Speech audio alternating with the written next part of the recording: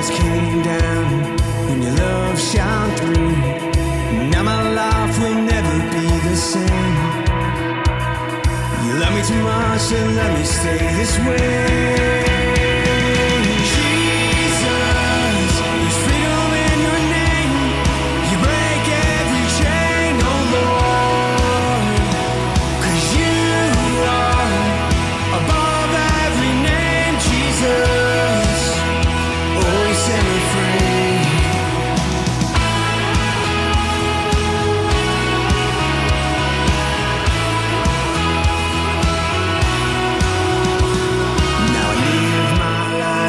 Welcome to UCAN Studios. I am your host, Isaac Walsh, and this is a spiritual warfare unit. I'm here with Brianna Thompson. Say good morning. Good morning. Before we get to her, if you have not gone to spiritualwarfareunit.com and you know someone's struggling, please click on struggling. We have over 20 different community partners that you can go on there, click and get help with food or clothes or baby formula or health care or jobs or all kinds of stuff. And if you're doing good, we all know somebody who is struggling, so help us help them by helping you. All right, how are we doing this morning? Fabulous. Absolutely wonderful. All right. Absolutely wonderful. That's a good start. So you are from a group called Beauty for Ashes. And how did you come up with that name? So that comes from Isaiah 61 in verse 3, where it talks about there is no more mourning, but we bring a crown of beauty instead of ashes. Bring a crown of beauty instead of ashes. All right. That's cool. I was wondering, Yeah. and what is it, like a quick overview? What is it that you guys do, Beauty for Ashes? Yeah, so Beauty for Ashes ministers to women who are survivors of human trafficking, prostitution, and addiction. Our goal is to share the love of Jesus with them through a couple different points in our ministry, and I'm sure we're going to get into those later. Yes. But it's survivors and victims of human trafficking. That's amazing. Yes, I want to know every detail of how you got into it. But before we get into how you got into it, we got to figure out where you came from. Sure. So where were you born and grow up at? I was born in Howell, but grew up in a very little small town called Byron. Oh, I know Byron. Yeah, it's a little small town. That's like a farm town, right? Yes, it is. Yeah. Lots to do. Oh, yeah. And by lots, I mean nothing, right? Yeah, absolutely nothing. That's like the Children of the Corn area, right? Yeah. Okay. And like elementary, you went in there? Yep. I went to school there for K to 12 my whole life and graduated with like 60 some kids. Wow. So in your class? Yeah. All right. Hold on. Mom and dad, brothers and sisters, like? Yeah, I've got 4 sisters. Yeah, just girls, just all of us girls. How many bedrooms in that house? Oh gosh. There would have been 4 bedrooms in the house. How many bathrooms? 1. So the fights were there. Oh yeah. Yeah. Oh, what's the age difference? Like, where did you fit in that for? I was the second oldest. Oh, so you were like the problem solver, we can get along person? Well, I got to see my sister make certain choices. Yeah. And if I wanted to make those same choices, I knew how to hide it better. Wow. So you learned from her failures. Yeah, exactly. All right. So, and as far as your relationship with the younger and older sisters, how did that? When you don't have any brothers, people think that girls must be easier, but there's a different level of drama. No kidding. Yeah, just really? a different level, But so weird. Yeah, now, there was always bickering, arguing growing up, but now we are like best friends, which is so fun. Really? What's a year different from the youngest to oldest? My youngest sister is 11, and my oldest sister is 29 this year. Right now? Yeah. 11 to 29? Yeah. Oh. Yeah. Our baby sister, she was kind of like oh my gosh. That happened. Yeah.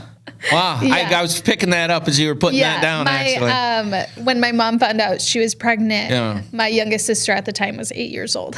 So. Oh. Yeah. There's some good news. Big gap. Yeah, absolute good news. All right. Yeah.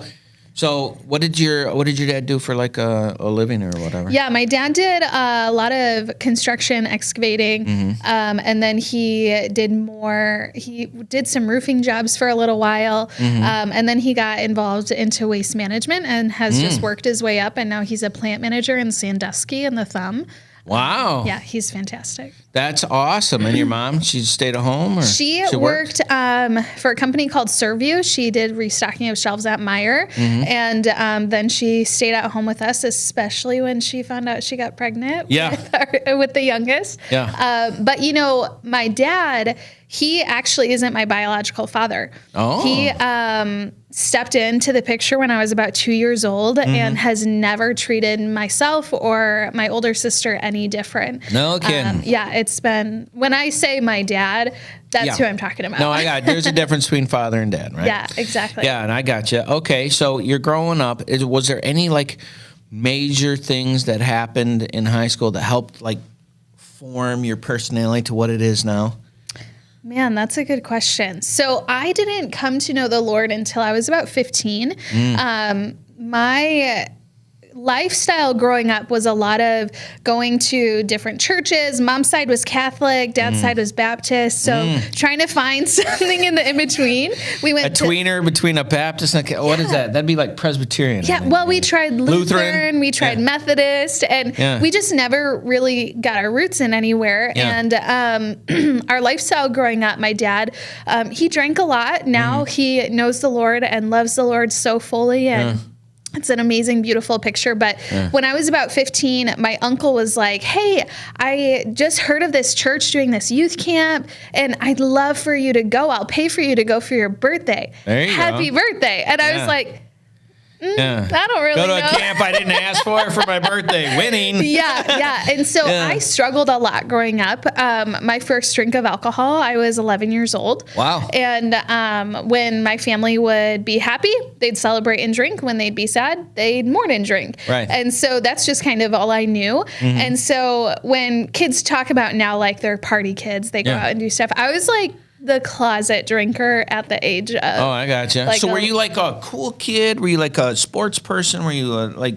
did you do like grades? Were you like, what was your so that's kind personality of the like? kicker is I was really good at hiding things. I was, Okay. So I played soccer for 14 years. I had pretty great grades. And then when I came to know the Lord, I had said, you know what? I was a few months into it, and I was like, this is really hard. Yeah. Because what I was looking at is all the things I had to do and not the relationship that I was blessed to have. So your first experiences, I think, is like all Christians get really overwhelmed as they want to look good. Yeah. But it's hard. Exactly. So I'm going to pretend because I want this. And then they set up that mirage. Yeah. And it's not real. And eventually that crumbles, right? And you Yeah, knew that like early. Yeah, and so that's one of the things that at the time I didn't feel super blessed about, but now I Right. understand that God gave me a lot of experience at a really young age. So fast forward, I turned 16, and I actually,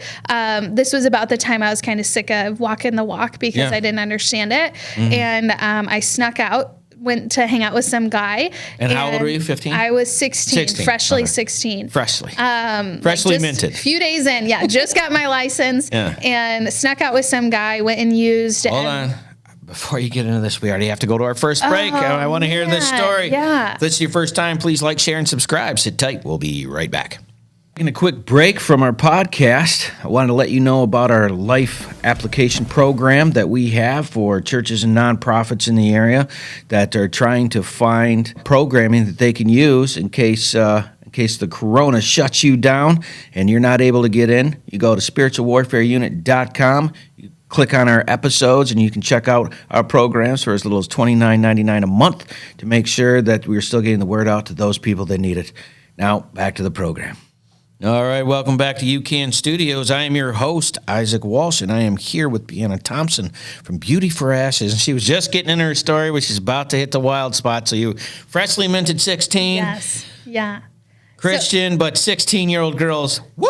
Yeah, and wild. Yeah. What happened? So I ended up sneaking out one night to go meet up with this guy because I said, you know what? This is too hard for me. I don't know if I want this for my life. Yeah. And went out, started using with him, and the first few times where he's like, hey, do you want to take a hit? I said no, and I'm like, I'm a really good Christian because I'm saying Yeah, look no. at me. I said Look no. at me. In the environment I put myself in. Exactly. I chose it. And so fast forward a few hours later, I ended up saying yes and choices happen that shouldn't have. And he dropped me off on the side of the road. Outstanding. Yeah, it was great. It was a ice storm that we had in April a few years ago, and walked back to the house and slept late. I didn't get back until like 4 o'clock in the morning, and had to get up for a competition I had at school the next morning. Woke up late, jumped in my truck, and was going 55, not realizing how icy the roads were, and hit a cement culvert going 55 miles an hour. Whoa. Yeah. So that was a moment where, and this is just. Whoa. Yeah. Whoa. Questions. Yeah, I'm ready. Okay, I'll pause. 55.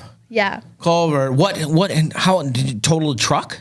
So this is where God was like, I have you. Yeah. I'm going to smack your hand and say, what are you thinking? But I have you. So what happened? I hit the culvert. The topper on the back of the truck went flying across the person's yard, of course. Wow. And I was fine. What? I had a concussion that took me out of school for a couple months, brain injury, but... Wait a minute. Hold on. Brain injury. Yeah. What kind of brain? So, Like what? it was a concussion that they said, you've got to sit in a dark room, no devices. Light sensitivity. No nothing. Yeah, you've just got to do nothing for a few weeks. Being in public sucks because all the sound. Yeah, wow, exactly. Okay. Exactly. And so during that, and this is kind of a pivotal moment because I thought I was going to go to college, be a soccer star. I wanted to go into pediatric oncology and had all these dreams for myself, was already talking to colleges, and I was only a sophomore. Yeah. And so at the end of my sophomore year, I missed it and was kind of homeschooling myself. Ended up having to give up a lot of my honors classes that I was taking. Oh, no. When I went into my junior year, my brain did not function the way it used to. They would do different tests on me to see what was going on. And it all just factored back to this accident I was in. No and way. So I was never allowed to play soccer again. I actually had to drop all my honors classes because I redid this math class I did and actually got a D the first semester and failed the second semester. No. Even though I had done it all before. Yeah, so you had to be so stressed and depressed, right? Yeah, it was crazy. It was crazy. But then I realized that I was so focused on my own idol. I was focused on what I wanted, not what the Lord wanted for me. And you're how old at this time? 16. It's weird at 16 you had that cognitive ability. I know people that are 70 that It was the Holy Spirit. So, man, that's amazing. Yeah. So at 16, you get a brain injury, and what was the effects? Like obviously cognitive recalculation as far as being able to pull into memory issues, light sensitivities, being in public, like movement and sound. Exactly. Has that gone away, or do you? So this is the crazy part. So this is the pivotal moment of I kept going to all these different neurologists, these doctors. And so had MRI, sleep studies, all these things. And they ended up finding something called a pineal cyst. And so I actually was it your human growth hormone output? No, it's so they don't know a whole lot about the pineal gland. Right. It's close to the pituitary gland, but they don't know a whole lot. There's like thousands of hormones with it. Yeah, and that's the pine cone one, right? I think so. Oh, I got so much stuff to tell you off the air. We can't do that. All right. That's insane. So how long did that last? Yeah. So at the time when the MD saw it, they're like, no big deal. People have it all the time. Yeah. So fast forward, that would be like 7 years later. Okay. I was just continuing to have cognitive issues, not being able to remember names of even family members. All right, hold on. Stop. There's too much information. There's too much time. Okay. How, when you graduate high school? Yes. Did you homeschool the rest of the time? No. So I did graduate from Byron. So all the college stuff was gone? So man. Yeah, that was a huge thing where I was like, okay, God, I really wanted to go to college, but I don't think you want me to. Yeah. And so I nannied for a little bit after high school. Wait, nannied? Yeah, I worked with kids. A brain injury? Is that like setting yourself up to fail right there? Well, you know what?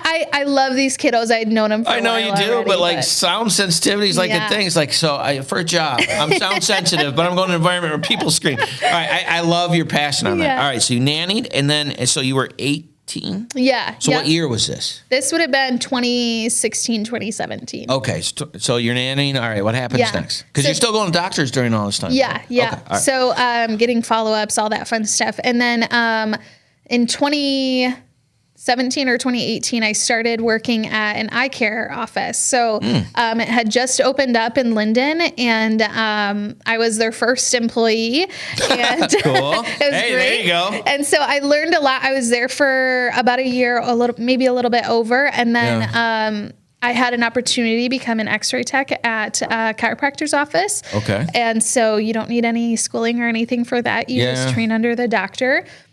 Both businesses are Christian owned. And so I was able to talk about my faith and share Christ with others while I was there.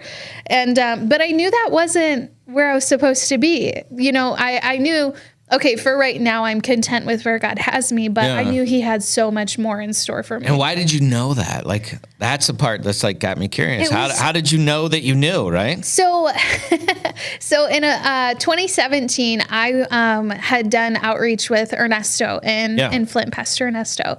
It was amazing. But. Yeah, he is incredible. He was getting ready. I want to say it was 2017. He was getting ready to start Flint City Church, and I had done this revival with them. It was the first time I'd really been in the city. I grew up in a small town. Yeah, so Byron is in the sticks, man. Yeah, so I didn't know anything about diversity. I didn't know anything about a city, but I knew I needed to go to Flint and be a part of this. Okay. And the one day I was there, I met a girl who was a heroin addict and being trafficked.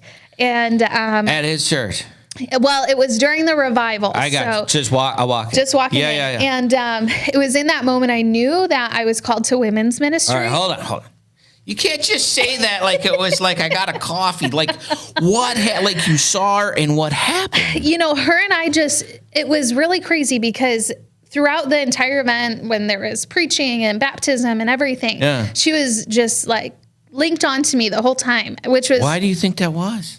Like, the did Holy you do Spirit? it or she just came to you? She just came. And, okay. And so she just had so many questions and was so curious about the Lord. And so And you just attached to that? Yeah, I just was trying to follow what the Holy Spirit was doing. And you're like, whoa. Yeah. This is what gets me there. That feeling here you don't tell anybody about, that was at the moment? That's exactly what it was. See, that's why we had to stop, because I had a very similar thing when it comes to this stuff about helping you guys. Yeah. But before we get into the next section, we still have to go to our next break. So this is your first time or you're an old friend, please like, share, and subscribe. We appreciate your help. You sit tight, and we will be back with the rest of the story in 1 minute.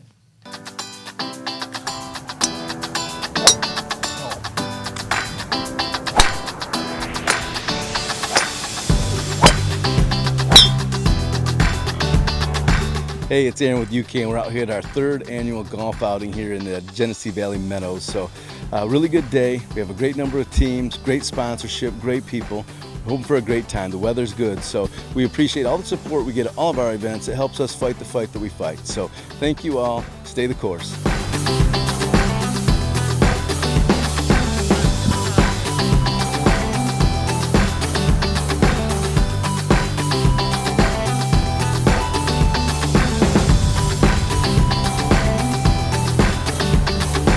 A lot of fun with a good cause. This is a very good cause, and I enjoy doing it. And my sons are with me today, and we're just going to have fun. We know we're not going to win, but we're going to have fun.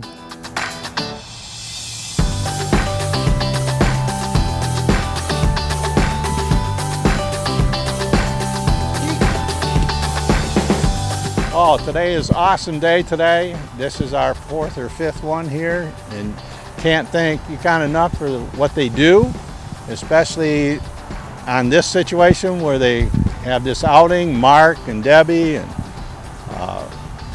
all of them. It's just an amazing outing, and I couldn't think of it brings back memories, but it's a wonderful thing, and we really appreciate it.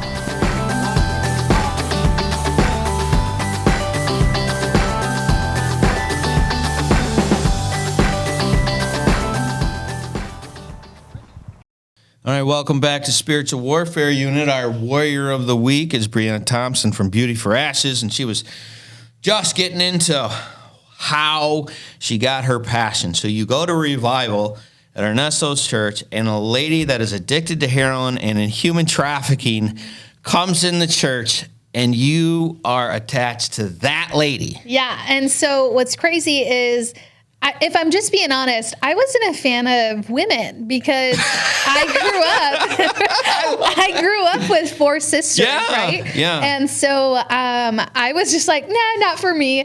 But then when God called me to women's ministry, I was like, are you serious? Are you sure? Well, you did have the experience, right? Right. And so, so I didn't know at this time that. Wait, back up. So you would, just before the break, you had said she had just sucked to you and you didn't know why you were attached to her. And then what ended up happening? So her and I, we were able to pray together. She came to know the Lord during that time, which was incredible. Yeah. And that was kind of it. Her and I never, we texted back and forth a little bit, and then we got totally disconnected. So at this time you realized there's an issue with women with drug addiction and human trafficking. That was your, okay. So what? Right about this time is when Beauty for Ashes was being founded by Dana Oliver. Okay. And so I was kind of helping here and there. But being a new believer at that time, excuse me, I had said yes to everything. Yeah, and which will wear you out, right? Yeah. So when I said yes to just about everything, I did step away from Beauty for Ashes for a little bit. Yeah. I was helping with making presentations and just educating the community, but I had to step away for a little while. And so I always knew, though, that there was something about Flint. I always knew that there was something about, I thought it was mission work, foreign mission field. Yeah. So I had been to Haiti a few times. Yeah. I went to Cuba, all these different things. And then God was you can't just skip over those. What was Haiti like? Haiti was awesome. The first time I went. What were you there for? I was with Mission of Hope. It was just a week-long trip that. Were you there making churches or doing what? What was the purpose? We did a lot of, we painted some buildings. Is this post the storms or something? This would have been, yeah. Okay. And so I had gone down with our youth group, and then I had gone to the Rock Church in Fenton. And so we had gone down there for about a week, and then one of the families in the church had moved down there and had moved right into a village. Okay. And get this. Those are my in-laws now. Shut up. Did you meet them there? No. So I had known of them. And this is kind of when I first came to know the Lord, I met my to-be future husband. Yeah. And I was like, oh, yeah, he's great. But I was boy crazy, right? I was 15, 16 years old and dated another individual for a few years. Yeah. And ended up making my way back to my husband. But during that time, before I made my way back to him, I stayed in Haiti for a summer with his family.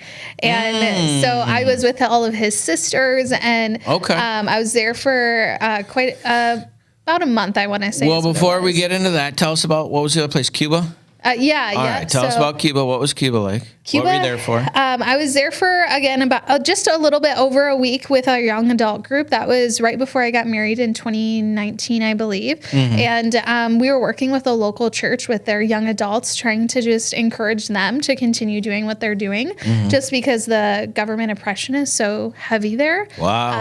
And so we just tried to build relationships the best that we could. And even today, I still chat back and forth with some of the individuals from all right, Cuba. so you do that, but that's not your passion. Yeah. So what was the deciding, okay, this is what was it? Yeah. So there's always a moment, right? So after I had gotten married, that was in 2020. Good year. Yeah. Right. Right. Yeah. That was an interesting wedding. Yeah. Right. I was just thinking. I mean, we still had over 300 people there, and it was great. So we just made it work. But we'll say. Yeah. I didn't want those details. Yeah. So anyways. Yeah. So we after we got married, I had actually quit my job at the chiropractor's office, and I was like, Brendan, I know that I need to reach out to Dana. I need to talk to her about Beauty for Ashes. It was just this heavy burden on my heart, and so I reached out to her, and when I got and sat down with her, she said, so here's the deal. I've been thinking about actually phasing out the ministry. And I was like, hold on. I know that God called me here. Wow. And Dana was like, well, COVID had made things really hard. And just she was doing so much by herself and she was carrying this heavy burden. And I was like, well, hold on. I know that I'm supposed to be here. And so we continued to do street outreach, which is a part of the ministry. And well, explain that real quick. yeah, so street ministry, I should back up a little bit to give a little bit more of a foundation. Yeah. So Beauty for Ashes had started, was stirred up in Dana's heart in 2012, human trafficking. Yeah. She knew God was calling her to do something with that, and she didn't know. So she spent several years researching, looking and seeing, and Beauty for Ashes came to be in 2015. Okay. And so that looked more like reaching out, going to different motels and hotels, making relationships with the managers there, saying, hey, here's some photos of girls who are missing in our area. Do you recognize any of gotcha. them? And so is that something that people can go onto your website and find? Like, is there like a list of people that they're looking for there, or is that something they have to show up in person for? I would have to do a little bit of research and get them an updated sheet, just because it's constantly changing. We would have to. Yeah, because I mean, if we could find a way to get these people's faces out there so someone sees it or something. Yeah, So the first part of show that we did, we were getting your background on why you're doing it, and you ended up being in a car accident in 16, had a brain injury, stopped your chances of college and things of that nature, and it put you into a path of what God wanted to do for you. Yeah. Cut story short, you ended up meeting a heroin sex trafficked lady in Flint, which put you on a path for Beauty for Ashes that does that thing with Dana.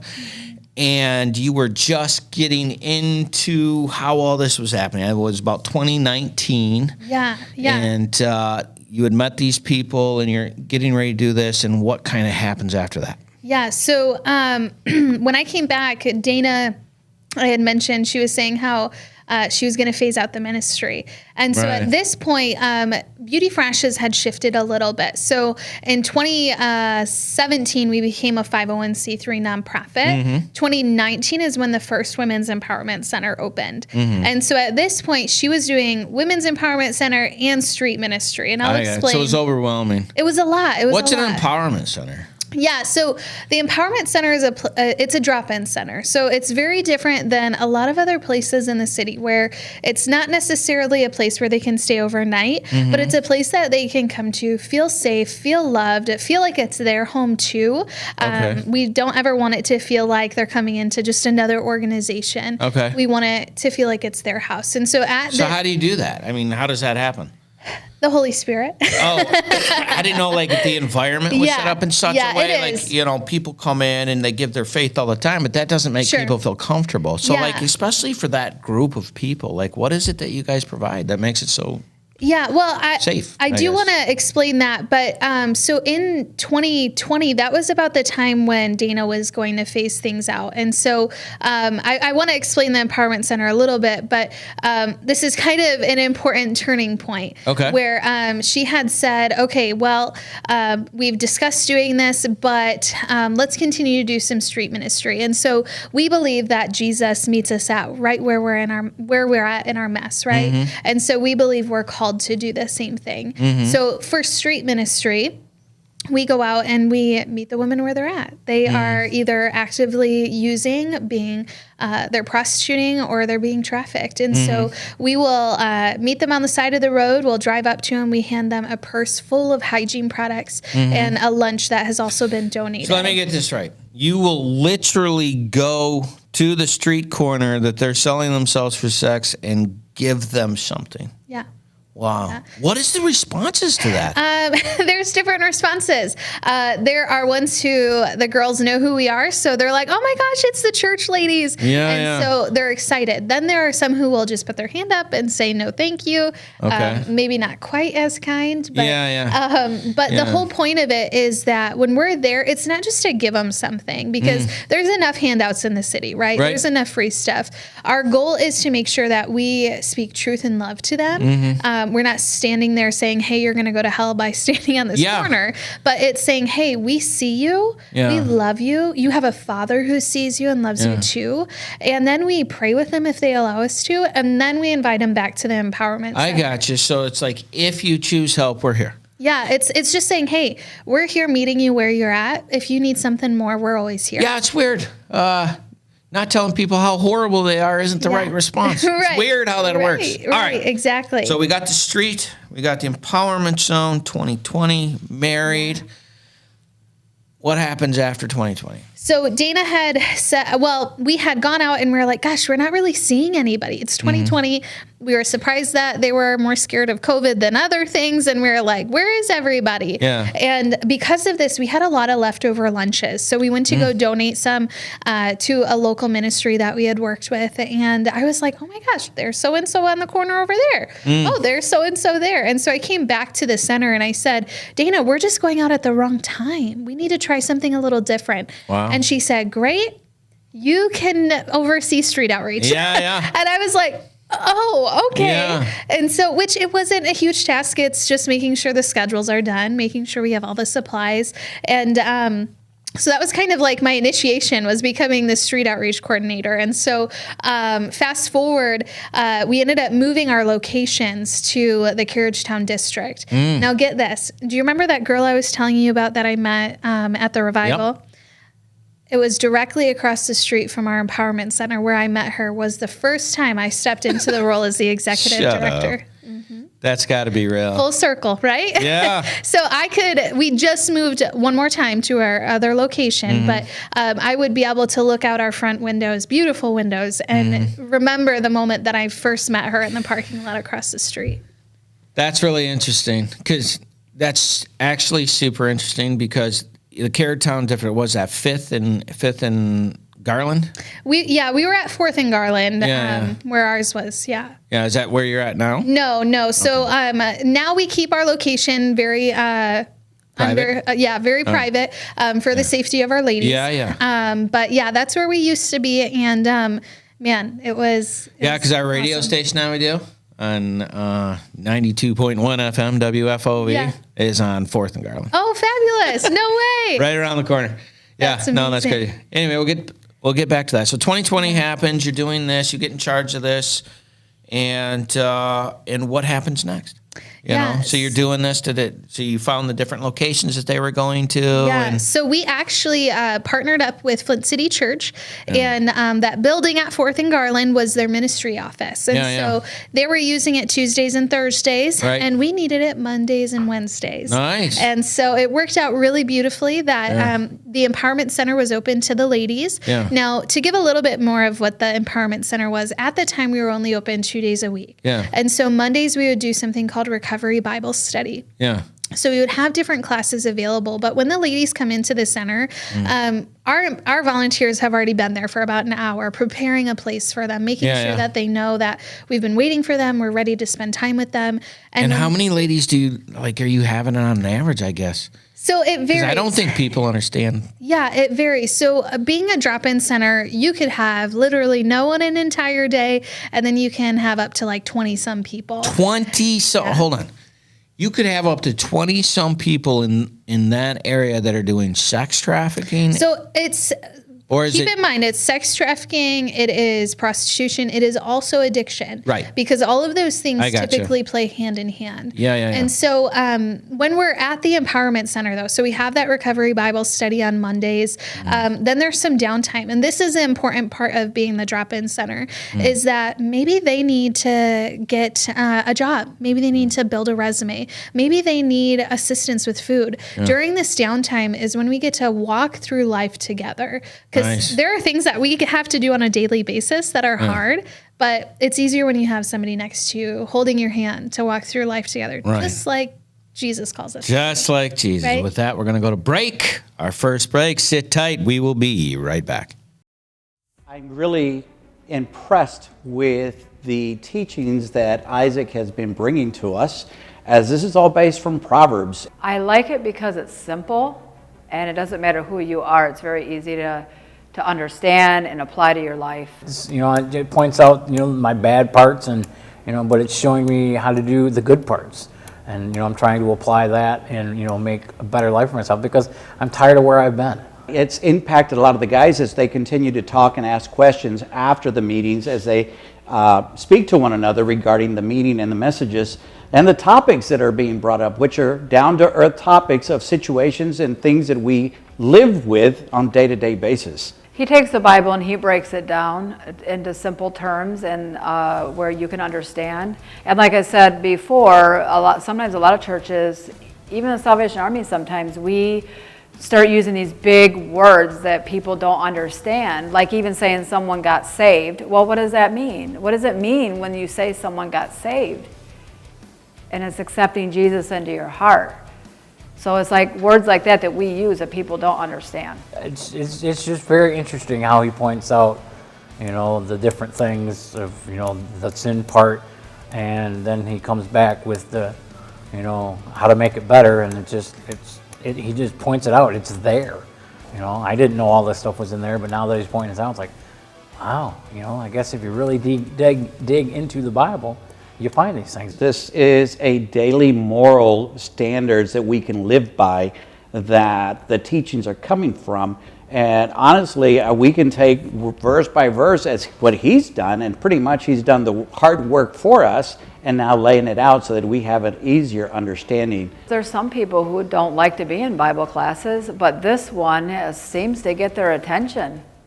All right, welcome back to Spiritual Warfare Unit UCAN Studios. I'm here with Brianna Thompson from Beauty for Ashes, and she was just getting. Now, were you, when you did the street ministry, or was there like what was your title at that time? I was a volunteer. So, okay. I to make it simple, I would say street outreach coordinator. Okay. But a volunteer at that time. You're doing, and how long did you do that? I did that for, just over a year, I want to say. Mm-hmm. And then at the very end of 2021 is when I became the executive director. All right. So before we get into that, one of the questions I want to ask is if you had to wager, take a guess, like an educated guess, on how many women during that 1 year time that you think you saw, what do you think that number is? Because I don't think people appreciate how big a thing this is. Yeah. So that's so hard because... like hundreds... thousands? So I can give you the number for 2022. I can give you that. It would have been a little bit less. We saw about 1,900 women in 2022. 1,900 women that went through drug addiction, sex trafficking. What was the other one? Or prostitution. Sexual exploitation. Yeah. Yep. Sexual exploitation. Mm-hmm. In 365 days. Mm-hmm. Yeah. That is unbelievable. And that's where so many people think that it's just overseas. Yeah. And it's happening right in our backyard. And so when we talk about human trafficking, we're not talking, hey, they're being shipped across seas. Sure, that is a thing that happens. Yeah. But what we're looking at is we have a girl here who got introduced to pain pills at a young age, right? Mm-hmm. She's got back pain. And so it has escalated. And this boyfriend says, hey, if you crush them up and snort them, it works so much better. Hey, if we actually put it in a needle, it works even more. And so she starts doing all these things, and she's got kids at the time. But here's this addiction that's being fed, right? Mm-hmm. And so fast forward, she loses her kids because she's spending all of her money. She loses her house. She's spending all of her money on that. And now she's walking down the street and somebody pulls up to her and says, hey, honey, you're beautiful. Mm-hmm. Hey, honey, you need your next fix? I've got you. Oh, you need a place to lay your head? I've got you. And he comes up and he kind of wins her heart over, right? A friend. Yeah. And so then he says, okay, but honey, here's the thing. If you just sleep with so-and-so, he's just my friend, just this one time, we'll get our fix, okay? We'll get our fix so we can get this next high, right? And this is just one of many stories that we've heard. If you just sleep with him this one time, and then that right there is trafficking. Yeah. She is being sold for a drug. It doesn't just have to be cash. Yeah, goods and services. Exactly. Yeah. So they're feeding that economic need that these ladies are searching for. And when you don't know real love, you'll take it from anything, right? Right. And so when you're starving for something, every bitter thing is sweet. Exactly. Right? Exactly. And so that's really what the environment is that we're looking at. And it starts from such a small thing, and it spirals and snowballs into something so much bigger. And I love that answer because people are like, how does that happen? Well, here's a really good example of how that happens, right? Yeah. And it starts with something. And this is the thing about sin. It gives you the bust up front, and then just catches you, and you're stuck, right? Exactly. And it's amazing that you guys do this, and it's amazing that it's that big a problem in our city. Right. And I'm really glad that you guys do this. So sorry to expand on that point a little bit, but so you were 2021 to 2022, you were doing this, and out of those, like, there's got to be some really great success stories in there too. You know what I mean? Yeah. So one story specifically, and she actually spoke at our this survivor. She spoke at our fundraiser this year in 2023, and so in 20, I guess, right in the 2021, 2022 range, we were out doing street ministry, and we took a way home that we never take home to the empowerment center, and we're looking around, and we had just ran out of lunches. We didn't have anything left, and we see this girl, and she's swinging on one of those bus station poles, and we're like, oh, she looks like she might be intoxicated or something. So we just pulled over, and we're like, hey, honey, do you need anything? And we broke one of our big rules that we say we will never do. She said, hey, I need a ride. And we were like, we don't give rides unless it's to rehab or to the hospital or a safe house. And so she's like, I just need to go to my son's house. And so we just knew the Holy Spirit was saying, you need to do this. Okay. So we picked her up, took her, and we dropped her off, okay? So fast forward a couple months, we heard she had passed away. Somebody said she had died. Wow. And we were like, wow, that is just so awful. We didn't get to know her anymore, and that was kind of it. A month or two later, all of a sudden, we're at our empowerment center, and we actually partner with New Paths, and they bring their ladies over to the center twice a week, and because we are open 3 days a week now, and so they come over on Wednesdays and Fridays, and lo and behold, she walks through the door, and I'm like, gosh. You're not dead. Right. I was like, I know who this is, but I can't figure out how. And so we're talking, and all of a sudden tears are flowing because we realize what God has done. And so we didn't know, though, that night she had been brutally raped. She had been drugged, and she was swinging on that pole getting ready to jump in front of the next bus that was coming by. Shut up. No idea. And so and still at this point, when we met her at the center, we didn't know this. We just knew that she had gone into rehab, and she had gone into rehab that same week that we had picked her up. And so we had no idea, right? Right. And so fast forward about 16 months, she swings by the center. She looks amazing. And she says to us, hey, I'm on my way to go get my FAFSA figured out. I'm getting ready to go back to school. And this was also the same day that we had to make a decision on who our next survivor was going to be talking at our and it literally walked in the door. Literally walked in the door. Isn't it awesome how God does that? Yeah, it's weird. But, her whole story, you couldn't make it up. Yeah, it's too crazy. It's too crazy. The Lord, and I spared some of the details because it can get pretty graphic, but the fact that God had her ready right there for us, along the way she had been working, and she knows the Lord too. And so it's just been this beautiful picture of her life and being able to change other lives with her story now. Man, that's great. And so this was during that time period between 2020 and 2022? Yeah. Man, I got to imagine this job is both rewarding and super frustrating and wonderful and terrible. Like, it's all the emotional things, right? Yeah, it is. Man. Yeah, it is. I applaud you for that. Because it's like, if people see, so like, what's your website again? Is it Beauty for Ashes, MI? Yes, beautyforashesmi.org. So people want to check this out, and if they're interested, they can donate or they can volunteer. Yep. There's actually a volunteer application right under our Get Involved tab. Okay. So they can look on there, and then there is a donate page with different supplies and financial contributions that are available. All right, and so like how many volunteers do you have working for you doing the street thingy? Like, what's the number? So between the Empowerment Center and street ministry, I would say between 20 and 30. Wow. Now, it sounds like a lot, but because, like you said, this is a heavy ministry, I never want anybody to feel burnt out. Yeah. And so we have to really take turns. We have to say, hey, if you need a day off today, we've got somebody else that can fill your spot. It's good. Spend time with the Lord, spend time with your family, whatever you need. Yeah. Because we know it can be heavy. It is. The emotional stress getting into that, I would imagine, is extremely difficult, right? Yeah, but I mean, we are always looking for volunteers. That's something that I think most nonprofits would say. Right. Well, with that, we got to go to our second break. All right. Like, share, and subscribe. Sit tight. We'll be right back. I was an addict for 6 years. I was deeply into heroin and addiction.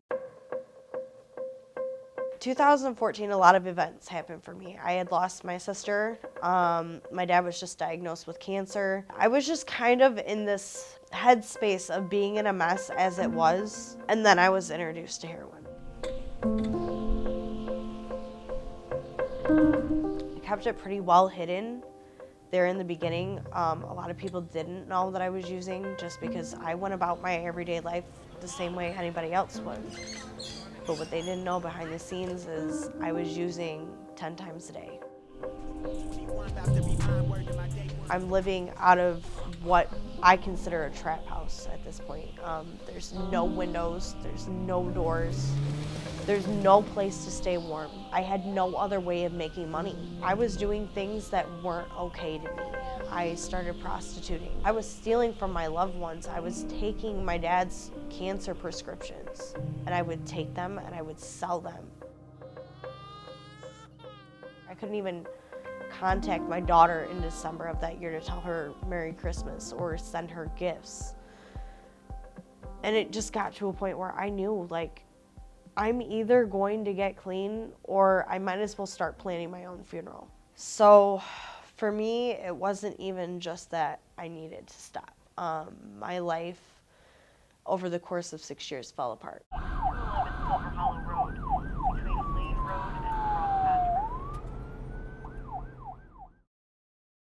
So I met Sarah in 2019. We had a program I was working with law enforcement officers, and I got the call that they had somebody, so there I went to meet Sarah. Here's just this happy-go-lucky guy just, oh my God, here's treatment. Here's what you can do. You can change your life around. I'm just kind of sitting there like, oh, okay, what did I get myself into? Like, maybe sitting in a cell by myself might have been a better idea, because at least I don't have to listen to all this. Whenever I see somebody who's willing to go to treatment to try and help with their issue, it's something that I don't make that judgment. I always just try and provide the hope, the encouragement, and the motivation to go to treatment, and then hope that it works for them, hope they engage, hope that it's the point of life that they're in, that they're ready to make that change. It was a huge wake-up call for me when I'm watching all these people that I used to hang out with, including my husband, get clean before I did. And just watching their lives change so drastically and them becoming so much happier. And I just sat there in this endless abyss of a mess that I caused myself, but I didn't know how to get out of it. I didn't know how to stay clean. I didn't know how to live my life without substances because I had done it for so long. With UCAN and our relationships we can actually get people into multiple treatment facilities. So depending on age, gender, the drug of choice, things of that nature, there's certain facilities that maybe have a little bit more of a success rate with certain populations. So we kind of talk through that and then try and place them where we feel is an optimal place to succeed. My husband and I finally got a place together, and life has pretty much been good ever since, but like the key role of it for me was staying in contact with people. We can't go in and drive in and grab somebody and just pull them out like they're drowning. It's a decision they have to make, and it's a commitment they have to make, and then they have to be diligent, determined, dedicated to find sobriety. So my husband has 2 years clean, and I have 22 months clean. I will have 2 years clean on December 21st of this year. Just last month in October, we went back to court.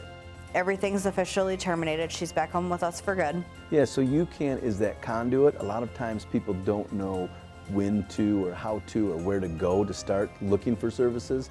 So we try and promote UCAN as being the starting point for people to begin the road to navigating recovery.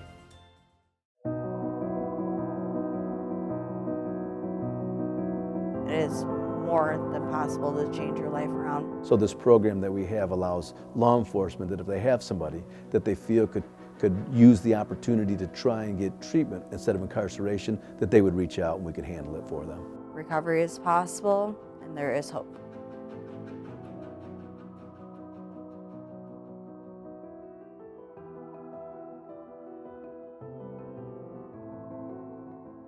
All right, welcome back to UCAN Studios. I am your host, Isaac Walsh, and I am here with Brianna Thompson from Beauty for Ashes.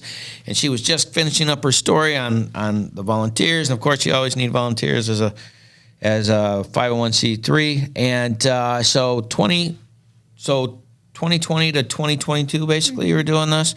All is more or less as well. And then what happens? Okay, so at the end of 2021, Dana, our founder, she had said, hey, so I feel at peace. God has told me I'm good to walk away, just to take some time. Her husband got a new job, and so they were moving. And she said, do you want to be the executive director? And I was like, Yeah. whoa, you're crazy. Yeah. I said, I am not educated. I do not have the experience. Right. And she said, perfect. So, She said perfect.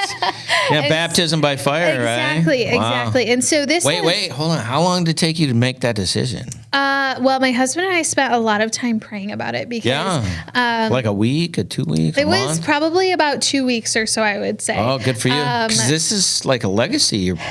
Yeah, it was intimidating. I was like, okay, there is something big happening. I know God is moving in this city, and I can't believe he would even consider me for this. Yeah, and so because you're just a person. Exactly, and that's exactly with a it. brain injury. Right, and from a small town with With no experience in the city, and why would you want me? Exactly. Yeah. And so we just said, you know what? What's the worst that can happen? Well, it could all burn to the ground into ashes. I mean, But there's you that. know what? Even so, even if it wasn't the right fit, God would have worked it out. Right. We knew that. And so we felt like it was a go. And so we said yes. And I had about a month of on-the-job training. Yeah. And come the beginning of November of 2021, I became the executive director. And 2022 is kind of like my initiation. We had our fundraising event, and Dana introduced me as the new executive director, and talked about what her life was going to look like. And it's just been a wild ride since then. And so after our fundraiser in 2022, we were able to open up that third day I had mentioned at the Empowerment Center. And so on our Wednesday, Fridays, we have life skill classes available. Anything from we say Wednesdays are recreated Wednesdays, so we're talking about reigniting passion, introducing things that maybe they didn't know they loved to do, and then Fridays we put it into action. So anything from like resumes, budgeting, that kind of thing. Okay. But now 2022 came along, and man, did it come hard. Yeah, because you teased me with this, and I haven't heard it yet, and you're killing me. Get to the point. I want to hear this part. So here's the deal. So we were able to open a third day, and we were also able to hire our first assistant director / development director. She was a little bit of everything. Okay. Her name is Brandy Kirkpatrick, and she was fabulous. And so I had been having more issues with just cognitive function, memory, my vision, ringing in my ears, just lots of things. And so I remembered this thing that I was told I had and shouldn't worry about called a pineal cyst. Yeah. And I was like, okay, I'm going to do a little bit more research. And through my research, I found this one doctor who was the most well-known for doing the surgery to remove it. Yeah. And he was having crazy success. Okay. And I was like, that seems a little dramatic. I don't need brain surgery. Brain surgery. Yeah, that's... Yeah. So I talked to my husband about it, and he's like, you know what? Let's just call him, see what they say. Yeah. And next thing you know, we're traveling down to South Carolina to have an appointment to see if I was a good fit. And so we went down there, and they said, Wait. You just took the job over as executive director, and then how long was it when you might have to go brain surgery? It was probably about 8 months or so. Oh my God. Yeah. Oh my gosh. Yeah. Okay. So that was All when right, I first sorry. had found out. Okay, keep going. Right. So, sorry. That's all right. I was freaking out. All right, so So about- South Carolina. Went down to South Carolina, and then it took me about one or two other appointments for them to be like, okay, yep, we're in.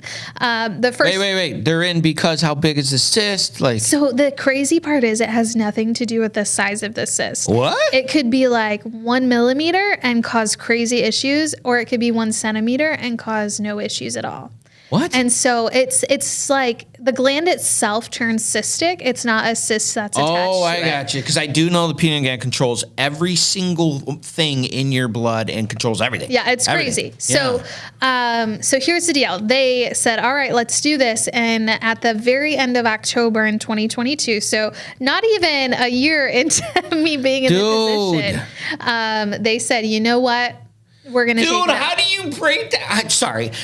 Oh, by the way, you know what? You're gonna have to take over this for a little while. I'm gonna go have brain surgery, and then like you had to be freaking. I totally was. And so our assistant director, she's magnificent.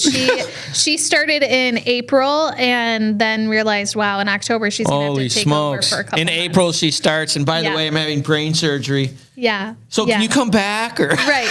Oh so, my gosh. Okay, so you go down there. How long's the surgery?